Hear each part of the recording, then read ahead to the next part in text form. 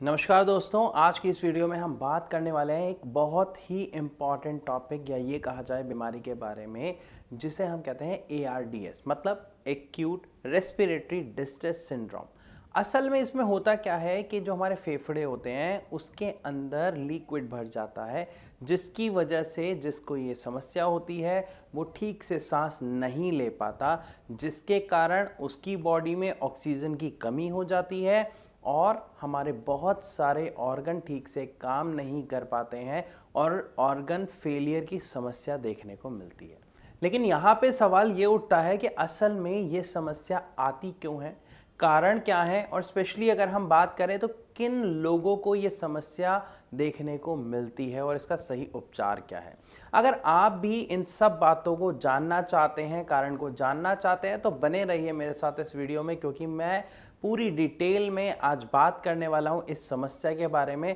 जो जनरली हम लोग देखते हैं कि जो लोग हॉस्पिटलाइज होते हैं, जैसे हमारे पेरेंट्स वगैरह हो गए, जो ओल्ड एज हो गए, इवन कई बार कुछ केसेस में कम एज में भी ये समस्या देखने को मिलती है। तो सबसे पहले बात करते हैं कि ये जो ARDS जो समस्या है ये है क्या, हमारे शरीर में ऐसा होता क्या है जिसकी वजह से ये समस्या हमें देखने को मिलती है।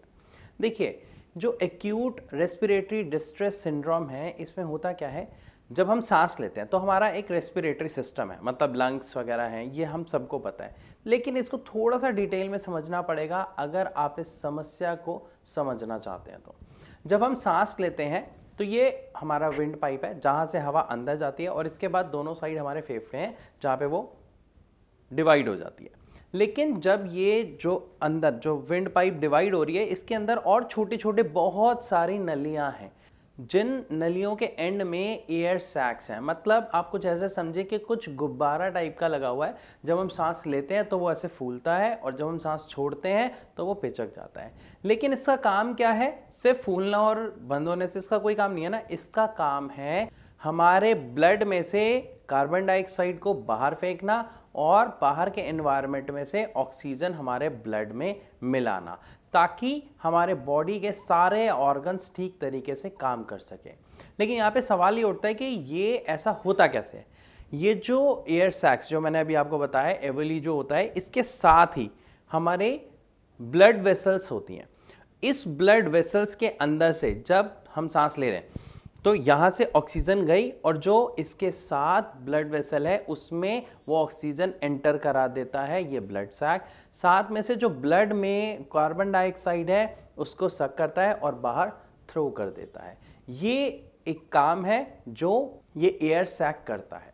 अब हम सब जानते हैं कि ब्लड जो है हमारी पूरी बॉडी में फ्लो करता है और हमारी बॉडी के जो ऑर्गन्स हैं, जैसे दिमाग है, हार्ट है, किडनी है, इस तरीके से जितने भी ऑर्गन्स हैं उनका खाना क्या है, उनका फ्यूल क्या है। क्योंकि देखो, काम करने के लिए हर किसी को किसी ना किसी चीज़ की ज़रूरत होती है। हम काम करते हैं, हमें भूख लगती है, तो हमारा फ्यूल क्या है, खाना। तो इसी तरीके से ऑर्गन्स का खाना होता है, क्या होता है, ऑक्सीजन। अगर उन्हें ऑक्सीजन ठीक से नहीं मिलेगी तो समस्या पैदा होने लग जाएगी। कुछ यही होता है ARDS में। ये एक नॉर्मल फंक्शन था जो मैंने आपको बताया, लेकिन यहाँ पर हमें समझना पड़ेगा कि ये समस्या पैदा क्यों होती है।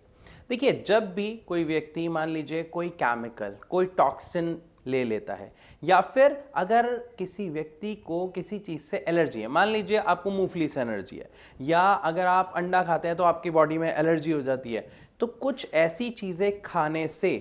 होता क्या है, हमारा इम्यून सिस्टम उसको एक फॉरेन एजेंट समझता है। ये जो एलर्जी होती है क्यों होती है ये समझना ज़रूरी है। मान लीजिए आपने कोई केमिकल इनहेल कर लिया, कोई दवाई खा ली जो आपको रिएक्शन कर रही है, तो वहाँ पे होता क्या है, हमारा जो इम्यून सिस्टम है वो जो आपने खाया, जो आपको रिएक्शन कर रहा है, उसको वो फॉरेन एजेंट समझता है, मतलब एक नुकसान देने वाला तत्व। उसको वो वहीं पर मारता है, रोकने की कोशिश करता है, जिसकी वजह से हमारी वो जो छोटी छोटी नलियाँ होती हैं जहाँ से सांस अंदर जा रही होती है एयर सैक्स तक, वहाँ पर इन्फ्लामेशन होना शुरू हो जाती है।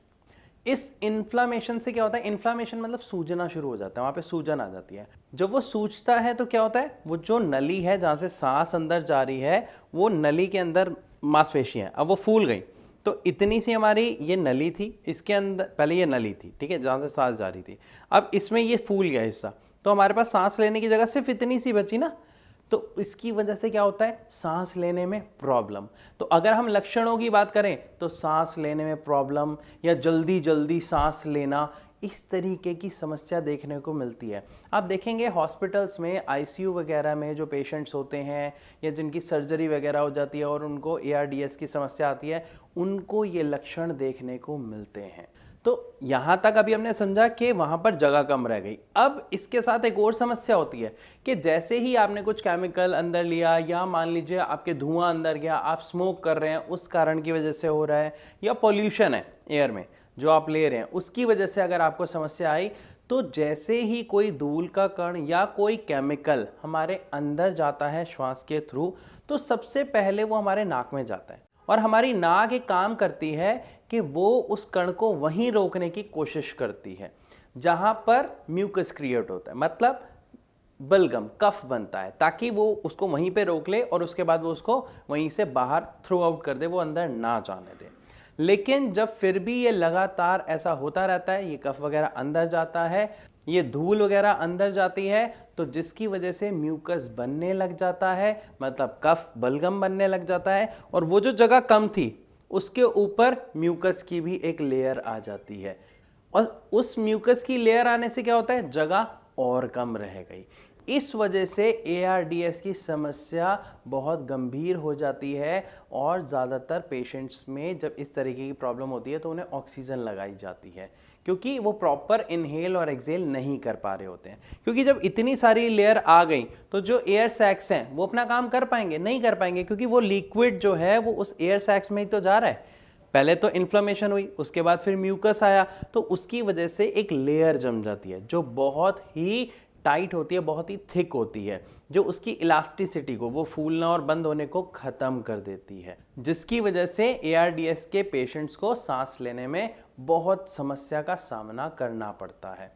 अब आम तौर पर यह समस्या जो देखी जाती है, किन लोगों को देखी जाती है, ये समझना बहुत जरूरी है। देखिए, आम तौर पर यह समस्या आती है ओल्ड एज पीपल के साथ, या ऐसे लोगों के साथ जिनको चेस्ट में कोई इंजरी हो गई, कोई एक्सीडेंट हुआ था, कोई सर्जरी हुई है, उनको भी एआरडीएस की समस्या देखने को मिलती है। अब जैसा कि मैंने आपको नाम से बताया, एआरडीएस एक्यूट रेस्पिरेटरी, एक्यूट मतलब ये नहीं है धीरे धीरे, धीरे धीरे वाले को हम बोलते हैं क्रोनिक। एक्यूट का मतलब होता है अचानक से होने वाला, जल्दी से होने वाला। तो ये जो समस्या है ये देखने को मिलती है 1 से लेके 3 दिन के बीच में। मान लीजिए किसी का एक्सीडेंट हुआ, सर्जरी हुई या कोई केमिकल अंदर चला गया, तो 1 या 2 दिन में ही आपको देखने को मिलेगा कि सांस लेने में प्रॉब्लम हो रही है, आपकी जो मसल्स हैं वो बहुत दुख रही है, मतलब आपका शरीर दुख रहा है, आपको थका थका फील हो रहा है और आपको सर दर्द रहने लग जाता है। साथ ही साथ आपका ब्लड प्रेशर लो हो जाता है, और अक्सर हम देखते हैं ऐसे पेशेंट्स मेंटल कंफ्यूजन में आ जाते हैं, मतलब वो थोड़ा मेंटली अनहेल्दी हो जाते हैं, उन्हें चीज़ें याद नहीं रहती हैं, उनका फोकस बड़ा कमज़ोर हो जाता है। देखिए, ये जो मैं कारण बता रहा हूँ, आप इसको थोड़ा सा समझेंगे तो आपको समझ आ जाएगा कि ऐसा हो क्यों रहा है। जब ये एआरडीएस की समस्या आई, जब ऑक्सीजन अंदर जा नहीं रही, तो क्या हो रहा है, हमारे शरीर के ऑर्गन्स को काम करने के लिए उनका खाना नहीं मिल रहा, और जब उन्हें उनका खाना नहीं मिल रहा तो क्या वो ठीक तरीके से काम कर पाएंगे, नहीं कर पाएंगे। अब जो हमारा ब्रेन है वो किस चीज़ पे वर्क कर रहा है, पूरा का पूरा एयर, क्योंकि ब्लड के साथ वहाँ पे क्या जा रही है, ऑक्सीजन जा रही है, तो ऑक्सीजन के बेस पे वर्क कर रहा है। लेकिन जब हमारे दिमाग तक ऑक्सीजन नहीं पहुँचेगी या कम पहुँचेगी तो क्या होगा, हमारा दिमाग ठीक से काम नहीं कर पाएगा। इसीलिए मेंटल कंफ्यूजन जैसी स्थिति पैदा हो जाती है। साथ में आप देखते हैं कि जो ब्रीथिंग पैटर्न है वो बहुत डिस्टर्ब हो जाता है, मतलब हम लोग जब सांस लेते हैं तो नॉर्मल सांस ले रहे हैं, छोड़ रहे हैं, लेकिन जिन लोगों को ये प्रॉब्लम देखने को मिलती है, आप देखेंगे अचानक से ना वो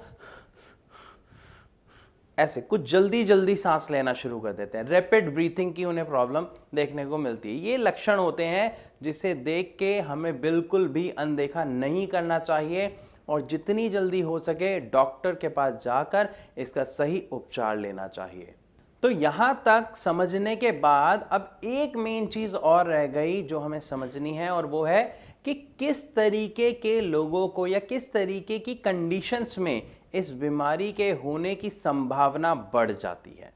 देखिए, जिन लोगों को किसी भी तरीके का इन्फेक्शन की समस्या हो रखी है उनको इसके चांसेस होना बहुत ज़्यादा बढ़ जाता है, क्योंकि वो इन्फेक्शन जो हो रहा है उसको मारने के लिए इम्यून सिस्टम वर्क करेगा, और वर्क करेगा तो वो पूरा का पूरा प्रोसेस हो जाएगा जो मैंने आपको बताया, जिसकी वजह से हमारे जो एयर सैक्स हैं उसमें लिक्विड भरेगा और ऑक्सीजन की बॉडी में कमी हो जाएगी। इसी तरीके से जिन लोगों को COPD की प्रॉब्लम है उनको भी इसके चांसेस बहुत ज़्यादा बढ़ जाते हैं। अगर आपको COPD के बारे में जानना है तो इसके बारे में मैंने बहुत डेप्थ में एक वीडियो बनाई हुई है, उसका लिंक मैं डिस्क्रिप्शन में आपको दे दूंगा या फिर ऊपर आई बटन में दे दूंगा, आप उसको डिटेल में देख सकते हो और समझ सकते हो। इसके अलावा अगर हम बात करें तो जिन लोगों को अस्थमा की शिकायत होती है उनको भी ARDS होने की संभावना बहुत ज़्यादा बढ़ जाती है। इसके अलावा ऐसे लोग जो बीमार हैं, हॉस्पिटलाइज्ड हैं या ICU में हैं, उनको भी इस तरीके की समस्या के चांसेस बहुत ज़्यादा बढ़ जाते हैं। तो इन सारी चीज़ों के बारे में जानने के बाद, बात करने के बाद अब सवाल उठता है कि इसके अगर हम इलाज की बात करें तो क्या है। सबसे पहले मैंने आपको क्या बताया, ये एक एक्यूट समस्या है, मतलब अचानक से होने वाली, और जो चीज़ अचानक से होती है वो ठीक भी हो सकती है बशर्ते आप उसका सही उपचार लेते हैं या नहीं। नो डाउट जब हमें कुछ भी होता है तो सबसे पहले हम क्या करते हैं, एलोपैथिक डॉक्टर के पास जाते हैं, क्योंकि हमें बचपन से आदत हो गई है। बुखार हुआ डॉक्टर के पास गए, खांसी जुकाम हुआ डॉक्टर के पास गए, तो डॉक्टर के पास जाके हम पहला उपचार लेते हैं, फर्स्ट एड हम लेते हैं। फर्स्ट एड लेना इज नॉट बैड, बिल्कुल सही है, और इंस्टेंट रिजल्ट भी शायद हम कहें तो हमें उसी से मिलते हैं। लेकिन अगर हम बात करें कि हमें इस समस्या से, इस बीमारी से बाहर आना है तो उसके लिए हमें क्या करना होगा, उसके लिए एलोपैथिक उपचार बिल्कुल भी सही नहीं है। रीज़न, एलोपैथिक में आप देखेंगे कि आपको सबसे ज़्यादा क्या दिए जा रहे हैं, स्टेरॉइड्स दिए जा रहे हैं, जो आपकी समस्या को शायद उस टाइम के लिए तो ख़त्म कर रहे हैं, दबा रहे हैं, लेकिन लॉन्ग टर्म में वो आपको बहुत सारे साइड इफ़ेक्ट दे रहे हैं। और जबकि हम जानते हैं कि पेशेंट ऑलरेडी बीमार है, उसी एज में ये प्रॉब्लम हो रही है, तो वहाँ पर स्टेरॉइड्स देना भी अपने आप में बहुत खतरनाक होता है। इस स्थिति में किसी भी पेशेंट को होम्योपैथिक मेडिसिन देना एक सबसे सही विकल्प माना जाता है। रीज़न, हम देखते हैं जितनी भी श्वास से रिलेटेड समस्याएं हैं, बीमारी हैं, चाहे वो आपकी लंग की प्रॉब्लम है, निमोनिया है, कोई भी सांस से जुड़ी बीमारी के लिए होम्योपैथिक इलाज सबसे सर्वश्रेष्ठ माना जाता है, इसमें कोई शक नहीं है। तो हमें क्या करना है, हमें समय रहते जो हमारे सदस्य हैं, जो हमारे परिवार के सदस्य हैं या हमारे दोस्त हैं जिनको ये समस्या हमें देखने को मिल रही है, हमें उन तक एक सही उपचार पहुंचाना है ताकि वो समय रहते स्वस्थ हो जाएं।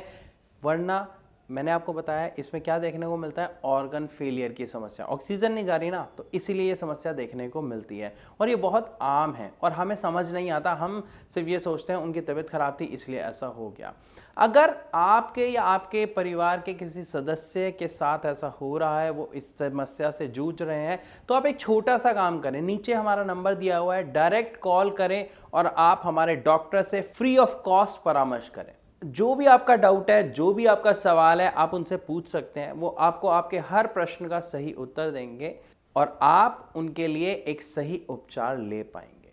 तो मैं आशा करता हूं कि इस वीडियो के माध्यम से आपको ARDS के बारे में पूर्ण जानकारी मिली होगी, सब कुछ समझ आया होगा, इसके कारण क्या हैं, इसके लक्षण क्या हैं, किस स्थिति में यह समस्या देखने को मिलती है। लेकिन फिर भी अगर आपका कोई डाउट है जो आप हमसे पूछना चाहते हैं तो आप कमेंट सेक्शन में लिख के भी हमसे पूछ सकते हैं।